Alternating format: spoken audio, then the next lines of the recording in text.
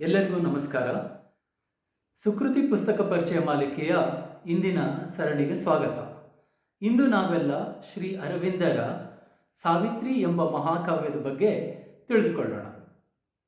ಮೊದಲಿಗೆ ಒಂದು ಪ್ರಶ್ನೆ: ಈ ಕಾವ್ಯವನ್ನು ನಾವು ಏನಕ್ಕೆ ಓದಬೇಕು? ಇದನ್ನು ಓದೋದ್ರಿಂದ ನನಗೇನು ಪ್ರಯೋಜನ ಅಂತ ಒಂದು ಕ್ವಶನ್ ಬರ್ಬೋದು ಅಲ್ವೇ? ಈ ಕಾವ್ಯವನ್ನು ಓದೋದ್ರಿಂದ ಒಂದು ನಿರ್ಮಲವಾದ ಆನಂದ ದೊರೆಯುತ್ತದೆ. ಶ್ರೀ ಅರವಿಂದರು ಬಳಸಿರುವ ಇಂಗ್ಲಿಷ್ ಭಾಷೆಯ ರೀತಿ, ಆ ಪದಪುಂಜಗಳಿಂದ ಅವುಗಳಿಂದ ಉಂಟಾಗುವ ನಮ್ಮ ಅನುಭವಗಳು ಆ ಪದಪುಂಜಗಳ ಜೊತೆ ತಳುಕು ಹಾಕಿಕೊಂಡಾಗ ಸಿಗುವ ಒಂದು ಆನಂದ, ಅದು ಓದಿಯೇ ತೀರಬೇಕು. ಹಾಗಾಗಿ ಅದು ಏನು ಮಾಡುತ್ತಂದರೆ ಒಂದು ನಿರ್ಮಲವಾದ ಆನಂದ ಅನುಭೂತಿಯನ್ನು ಕೊಡುತ್ತದೆ. ಸೊ ಇದು ಒಂದು ಬೆನಿಫಿಟ್ಟು. ಅದರ ಜೊತೆಗೆ ನಮಗೆ ಈ ಆತ್ಮ ಸಾಕ್ಷಾತ್ಕಾರದ ಅರಿವು ಅಥವಾ ಈ ಇಹಜೀವನದಲ್ಲೇ ಅಮೃತತ್ವದ ಅರಿವು ಉಂಟಾಗಲಿಕ್ಕೂ ಸಹ ಈ ಕಾವ್ಯ ಸಹಾಯ ಮಾಡುತ್ತೆ. ಹಾಗಾಗಿ ಈ ಎರಡು ಕಾರಣಗಳಿಂದಾದರೂ ಈ ಕಾವ್ಯವನ್ನು ಓದಬಹುದು. ಇನ್ನು ಈ ಕಾವ್ಯಕ್ಕೆ ನೇರವಾಗಿ ಬರೋಣ. ಈ ಕಾವ್ಯದ ಟೈಟಲ್ ಏನಿದೆಪ್ಪ ಅಂದರೆ ಸಾವಿತ್ರಿ. ಅದು ಎಲ್ಲರಿಗೂ ಗೊತ್ತು. ಈ ಸಾವಿತ್ರಿ ಕಥೆಗೂ ನಮಗೆ ಗೊತ್ತಿರೋ ಸಾವಿತ್ರಿ ಕಥೆ ಅಲ್ವಾ, ಮಹಾಭಾರತದಲ್ಲಿ ಬರುವ ವನಪರ್ವದಲ್ಲಿ ಬರುವ ಸಾವಿತ್ರಿ ಕಥೆ, ಹಾಗೂ ಈ ಅರವಿಂದರು ಬರೆದಿರುವ ಈ ಸಾವಿತ್ರಿ ಕಾವ್ಯಕ್ಕೂ ಏನು ಸಂಬಂಧ? ಅದನ್ನು ಸಹ ಅವರು ಈ ಕಥೆಯ ಈ ಕಾವ್ಯದ ಸಬ್ ಟೈಟಲ್ನಲ್ಲಿ ಕೊಟ್ಟಿದ್ದಾರೆ. ಏನಪ್ಪ ಅಂದರೆ, ಈ ಸಾವಿತ್ರಿ ಅನ್ನೋ ಟೈಟಲ್ ಕೆಳಗೆ it's a legend and a symbol ಅಂತ. A legend and a symbol ಅಂತಂದ್ರೇನು? ಈ ಲೆಜೆಂಡ್ ಅನ್ನೋದು ನಮಗೆ ಗೊತ್ತಿರುವ ಕಥೆ, ಮಹಾಭಾರತದ ವನಪರ್ವದಲ್ಲಿ ಬರುವ ಕಥೆ. ಸತ್ಯವಾನ, ಸಾವಿತ್ರಿ, ಅಶ್ವಪತಿ, ದ್ಯುಮತ್ಸೇನ ಇವ್ರದ್ದೆಲ್ಲ ನಾರದರು, ಯಮನೊಡನೆ ಹೋರಾಡಿ ಸಾವಿತ್ರಿ ಸತ್ಯವಾನನ ಬದುಕಿಸ್ಕೊಳ್ಳೋದು, ಇದೆಲ್ಲ ನಮ್ಗೆ ಗೊತ್ತಿರೋ ಕಥೆ. ಇದನ್ನು ವ್ಯಾಸರು ಸುಮಾರು 300 ಶ್ಲೋಕಗಳಲ್ಲಿ ಮಹಾಭಾರತದಲ್ಲಿ ಬರೆದಿದ್ದಾರೆ. ಈಗ ಇದು ಲೆಜೆಂಡ್ ಪಾರ್ಟ್ ಆಯಿತು. ಇನ್ನು ಈ ಸಿಂಬಾಲ್ ಪಾರ್ಟಿಗೆ ಬಂದರೆ, ಈ ಪ್ರತಿಯೊಂದು ಪಾತ್ರಗಳ ಹೆಸರು ಅಥವಾ ಅವುಗಳು ಮಾಡೋ ಕೆಲಸ ಈ ಕಾವ್ಯದಲ್ಲಿ. ಸೊ ಅವುಗಳ ಹಿಂದೆ ಒಂದೇನೋ ಸಾಂಕೇತಿಕತೆ ಇದೆ ಅಲ್ವಾ? ಆ ಸಾಂಕೇತಿಕತೆಯನ್ನು ಅರವಿಂದರು ಕಂಡುಹಿಡಿದುಕೊಂಡು ಇದೇ ಕಥಾಹಂದರವನ್ನು ಬಳಸಿಕೊಂಡು ಸುಮಾರು 24,000 ಸಾಲುಗಳಲ್ಲಿ ಈ ಕಾವ್ಯವನ್ನು ರಚನೆ ಮಾಡಿದ್ದಾರೆ. ಮೊದಲಿಗೆ ಇವರು ರಚನೆ ಮಾಡಿದಾಗ ಇದು ಬರೀ 1637 ಏನೋ ಇತ್ತು, ಸಾಲುಗಳಿತ್ತು. ಬಟ್ ಈ ಎಡಿಟೆಡ್, ತಿದ್ದಿ ತೀಡಿ ಚೇಂಜ್ ಮಾಡಿ ಎಷ್ಟು ಅಂದರೆ ಸುಮಾರು 4 ದಶಕಗಳ ಕಾಲ ಇದನ್ನು ತೀಡಿ ಕೊನೆಗೆ ಒಂದು ಹಂತಕ್ಕೆ ತಂದಿದ್ದು 24,000 ಸಾಲುಗಳಲ್ಲಿ. ಇದು ಅವರ ಯೌಗಿಕ ಸಾಧನೆ, ತಮ್ಮ ಯೌಗಿಕ ಸಾಧನೆಯನ್ನೇ ಒಂದು ಮಂತ್ರ ಸದೃಶವಾದ ರೂಪದಲ್ಲಿ ಈ ಕಾವ್ಯವನ್ನು ರಚನೆ ಮಾಡಿದ್ದಾರೆ. ಇನ್ನು ಈ ಕಾವ್ಯಕ್ಕೆ ನೇರವಾಗಿ ಪ್ರವೇಶ ಮಾಡೋಣ. ಇಲ್ಲಿ ಮೊದಲಿಗೆ ಈ ಕಾವ್ಯದ ಒಂದು ಹಂದರ ಹೇಗಿದೆ ಅಂತ ನೋಡುವ. ಸೊ ಈ ಕಾವ್ಯವನ್ನು ಅರವಿಂದರು 3 ಭಾಗಗಳಲ್ಲಿ ವಿಂಗಡಿಸಿದ್ದಾರೆ: ಪಾರ್ಟ್ 1, ಪಾರ್ಟ್ 2 ಮತ್ತೆ ಪಾರ್ಟ್ 3 ಅಂತ ಹೇಳಿ.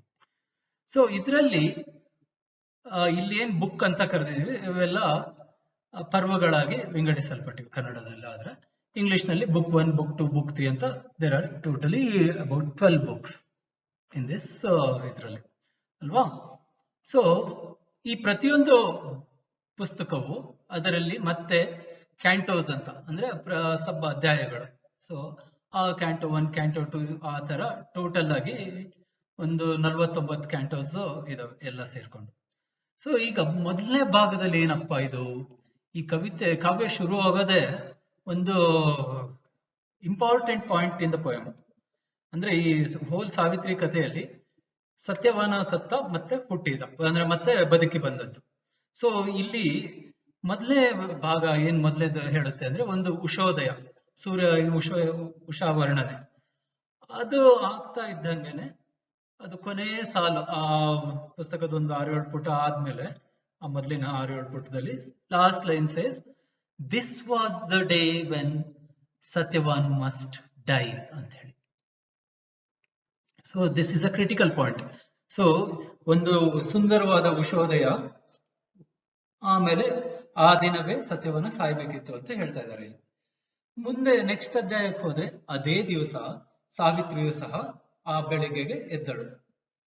ಅವಳಿಗೂ ಸಹ ಗೊತ್ತು ಇಂದು ಸತ್ಯವಾನ ಸಾಯ್ತಾನೆ ಅಂತ ಹೇಳಿ.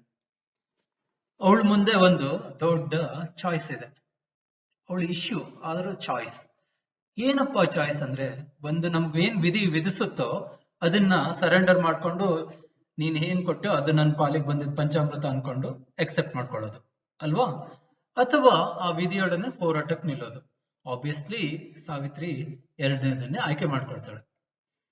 ಆದ್ರೆ ಇದು ಆಗ್ತಾ ಈ ಸಮಯದಲ್ಲೇ ಅವಳಿಗೆ ತನ್ನ ಫ್ಲಾಶ್ ಬ್ಯಾಕ್ ಇದು ಒಂದು ಫ್ಲಾಶ್ ಬ್ಯಾಕ್ ಟೆಕ್ನಿಕ್ ಯೂಸ್ ಮಾಡಿದ್ದಾರೆ. ಇಲ್ಲಿ ಅವಳು ಆ ಮುಂಜಾವಿಗೆ ಎದ್ಲು.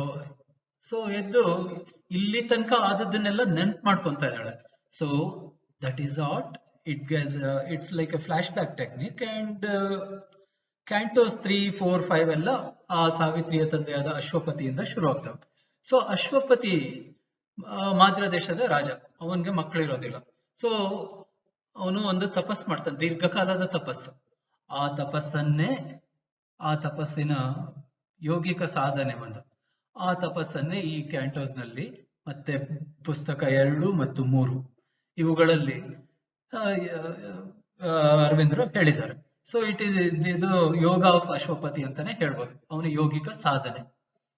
ಇದು one of the major portion part of this entire poem. So almost 50% of the lines are from this part 1.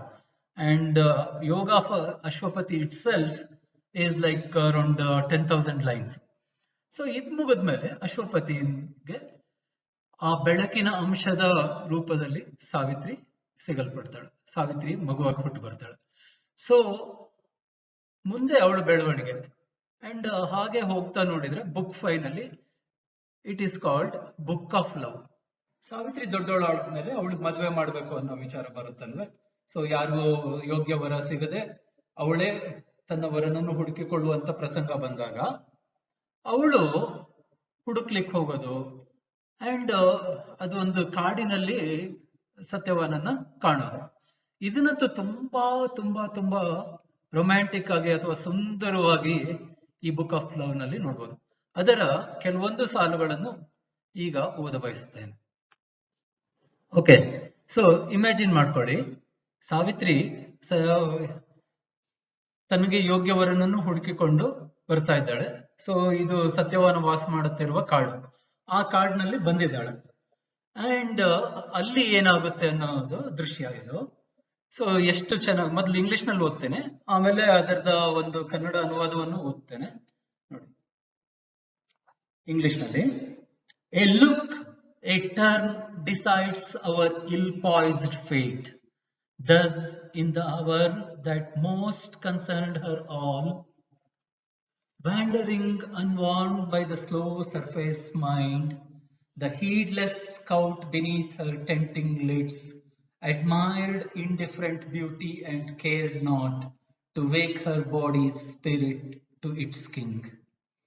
So might she have passed by on chance ignorant roads, missing the call of heaven, losing life's aim, but the God touched in time her conscious soul, her vision settled, caught, and all was changed.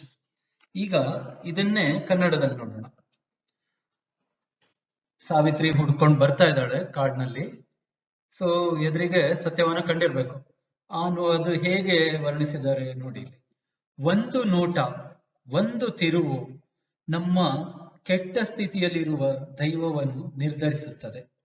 ಈ ಪ್ರಕಾರವಾಗಿ ಅವಳಿಗೆ ತೀರ ಸಂಬಂಧವಿರುವ ಆ ತಾಸಿನಲ್ಲಿ ಸಾವಧಾನದ ಮೇಲ್ಮೈ ಮನಸ್ಸಿನಿಂದ ಎಚ್ಚರಿಸಲ್ಪಡದೆ ಅಲೆಯುತ್ತಾ ಅವಳ ರೆಪ್ಪೆಗಳ ಅಡಿಯಲಿಯ ಅಲಕ್ಷ್ಯದ ಶೋಧಕ ಕಣ್ಣು ಸತ್ಯವಾನನ ಸೌಂದರ್ಯವನ್ನು ನಿರ್ವಿಕಾರ ಭಾವದಲ್ಲಿ ಹೊಗಳಿತು. ಸೊ ಇಲ್ಲಿ ಕಣ್ಣು ನೋಡಿದೆ, ಬಟ್ ಅದಕ್ಕೆ ಆ ಜಾಯ್ ಇದೆ, ಅದು ಒಂದು ಬ್ಯೂಟಿ ಅಪ್ಪ ಅನ್ನೋ ತರ. ಬಟ್ ಆದರೆ ಅವಳ ದೇಹದ ಆತ್ಮಕ್ಕೆ ಅದರ ರಾಜ ಇವನೇ ಎಂಬುದನ್ನು ತಿಳಿಸಲು ಎಚ್ಚರ ವಹಿಸಲು ಲಕ್ಷ್ಯಗೊಡಲಿಲ್ಲ. ಹೀಗೆ ಅವಳು ಸ್ವರ್ಗದ ಕರೆಯನ್ನು ತಪ್ಪಿಸಿಕೊಳ್ಳುತ್ತಾ ಜೀವನದ ಗುರಿಯನ್ನು ಕಳೆದುಕೊಳ್ಳುತ್ತಾ ಮುಂದೆ ಸಾಗಿ ಹೋಗಬಹುದಿತ್ತು.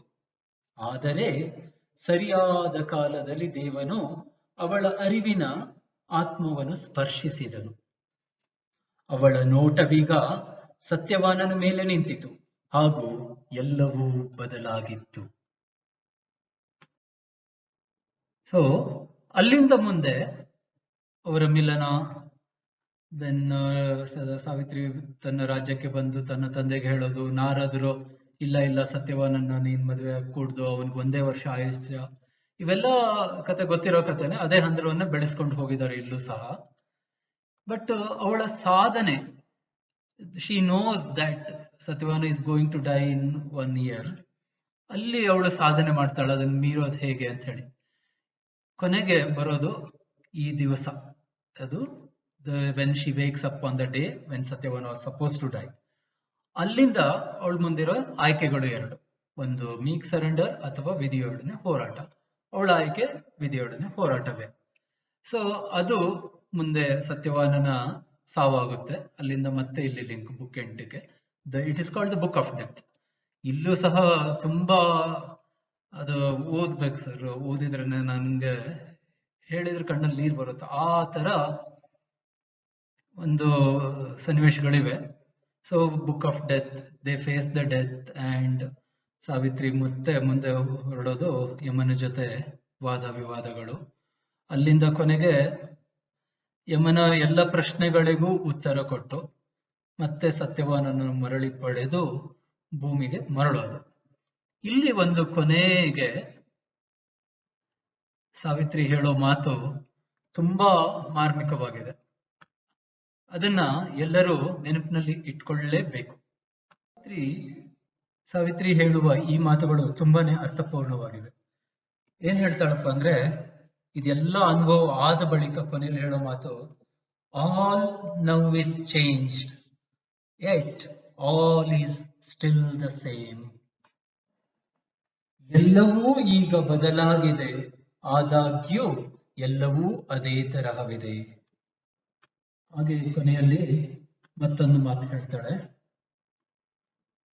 awaken to the meaning of my heart that to feel love and oneness is to live, and this the magic of our golden change is all the truth I know or seek, O sage. ನನ್ನ ಹೃದಯದ ಸಂದೇಶಕ್ಕೆ ಎಚ್ಚರಗೊಂಡು ನಾನು ಅರಿತಿದ್ದೆಂದರೆ, ಜೀವನವೆಂದರೆ ಎಲ್ಲರೊಂದಿಗೆ ಪ್ರೇಮ ಹಾಗೂ ಏಕತೆಯನ್ನು ಭಾವಿಸುವುದು.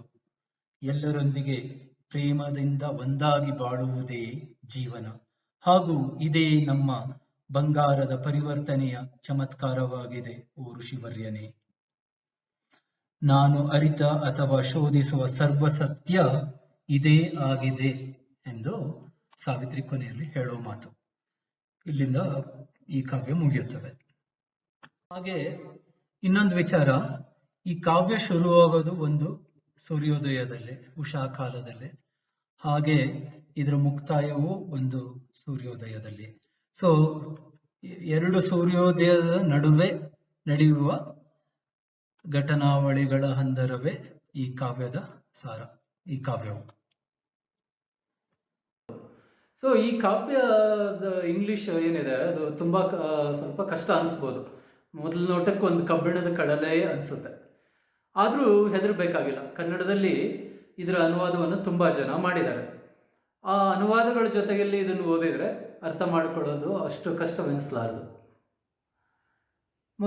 ಬೇಂದ್ರೆಯವರಿಂದ ಹಿಡ್ಕೊಂಡು, ಬೇಂದ್ರೆಯವರು ಆಯಿತು, ಆಮೇಲೆ ಮಧುರ ಚೆನ್ನರು, ರಂ ಶ್ರೀಮುಗಳಿಯವರು, ಕೋ ಚನ್ನಬಸಪ್ಪನವರು, ಮಂದರ್ಕೆ Madhava ಪೈಗಳು, CB ಪಾಟೀಲರು, ಆಮೇಲೆ ಈಗಲೂ ಸಹ ಕಾಂಟೆಂಪ್ರರಿಯಲ್ಲಿ ಮಾಡ್ತಾ ಇರುವಂಥ ಪುಟ್ಟು ಪರಶುರಾಮ್ ಕುಲಕರ್ಣಿಯವರಿರ್ಬೋದು, ಅಥವಾ ಗದ್ಯಾನುವಾದ ಮಾಡ್ತಿರುವ ಬೀಡ್ ಅವರಿರ್ಬೋದು. ಇವರೆಲ್ಲ ತುಂಬ ಚೆನ್ನಾಗಿ ವಿವರಿಸಿ ಅನುವಾದ ಮಾಡ್ತಾ ಇದ್ದಾರೆ. ಸೊ ಇಷ್ಟು ಜನದ ಅನುವಾದಗಳು ಇರೋದ್ರಿಂದ ಓದಲಿಕ್ಕಂತೂ ಏನು ತೊಂದರೆ ಆಗೋದಿಲ್ಲ. ಆದರೂ ಯಾವುದೇ ಅನುವಾದ ಇಟ್ಕೊಂಡ್ರು ಮೂಲ ಇಂಗ್ಲೀಷ್ನ ಬಿಡಬಾರ್ದು. ಅದರಲ್ಲಿ ಸಿಗೋ ಸ್ವಾರಸ್ಯ ಇವು ಜೊತೆಗೆ ಸಪೋರ್ಟಿಂಗ್ ಆಗಿರ್ತವೆ, ಅದ್ರ ಜೊತೆ ಮೂಲವನ್ನು ಓದಬೇಕು. ಒಂದು ಸಂತೋಷದ ಸಂಗತಿ ಅಂದರೆ ಈ ಎಲ್ಲ ಕನ್ನಡ ಅನುವಾದಗಳು ಮೂಲ ಇಂಗ್ಲೀಷಿನ ಜೊತೆ ಒಂದೇ ಕಡೆ ಸಿಗುವಂತೆ ಒಂದು ಕೆಲಸ ನಡೆದಿದೆ. ಈಗಾಗಲೇ ಒಂದು ಮೊದಲ ಪುಸ್ತಕ ಆಗಿದೆ. ಸೊ ಅದು ಶ್ರೀ ಹರೀಶ್ ಅಮೂರ್ ಅನ್ನುವರ ನೇತೃತ್ವದಲ್ಲಿ ನಡೆದಿದೆ. ಸೊ ಇದ್ರದ್ದು ಲಿಂಕ್ ಇಲ್ಲಿ ಕೊಟ್ಟಿರ್ತೀವಿ ಇಲ್ಲಿ. ಸೊ ಅದನ್ನು ನೋಡಿ ನೀವು ಸಹ ಅದರ ಉಪಯೋಗ ಪಡೆದುಕೊಳ್ಳಬಹುದು. ಬೇಂದ್ರೆಯವ್ರ ಮಾತುಗಳಲ್ಲಿ ಹೇಳೋದಾದರೆ ಇಂಥ ಎಲ್ಲ ಏನು ಸಪೋರ್ಟಿಂಗ್ ಮಟೀರಿಯಲ್ಸ್ ಎಲ್ಲ ಕೊಡ್ತಾ ಇರೋದು ಸಿಗುತ್ತಲ್ಲ, ಇದು ಬೇಂದ್ರೆಯವ್ರ ಮಾತುಗಳಲ್ಲಿ ಹೇಳೋದು. ಅವರು ಹೇಳ್ತಾರೆ, ಕುರುಡರ ಕೈಯ ಕಂದೀಲು ಕಣ್ಣಿದ್ದವರಿಗೆ ದಾರಿದೀಪ ಅಥವಾ ಕಣ್ಣಿದ್ದವರಿಗೆ ಬೆಳಕಾದೀತು ಅಂತ ಒಂದು ಮಾತಿದೆ ಬೇಂದ್ರೆಯವರು. ಸೊ ಅದೇ ರೀತಿ ಈ ನಮ್ಮ ಏನೇನು ಕನ್ನಡದಲ್ಲಿ ಅನುವಾದಗಳು ಬಂದಿವೆ ಇವು ಸಹ ಒಂದು ದಾರಿದೀಪವಾಗಿ ನಿಲ್ತವೆ ಈ ಕಾವ್ಯವನ್ನು ಅರ್ಥ ಮಾಡಿಕೊಳ್ಳಲಿಕ್ಕೆ. ಸೊ ಈ ಕಾವ್ಯದಲ್ಲೇ ಬರುವ ಒಂದು ಮಾತಿನಿಂದ ನನ್ನ ಮಾತುಗಳನ್ನು ಮುಗಿಸ್ಬೋದು. ಒಂದು ಸಾಲಿನಿಂದ it says, all can be done if God touch is there. All can be done if God touch is there ಅಂತ. ಹಾಗೆ ನೀವು ಸಹ ಈ ಆನಂದ ಅನುಭೂತಿಯನ್ನು ಪಡೆದುಕೊಳ್ಳಲು ಈ ಕಾವ್ಯವನ್ನು ಓದುವುದರ ಮೂಲಕ ನೀವು ಈ ಆನಂದ ಅನುಭೂತಿಯನ್ನು ಪಡೆಯುತ್ತೀರಿ ಅನ್ನುವ ಆಸೆಯೊಂದಿಗೆ ನನ್ನ ಮಾತುಗಳನ್ನು ಮುಗಿಸ್ತೇನೆ.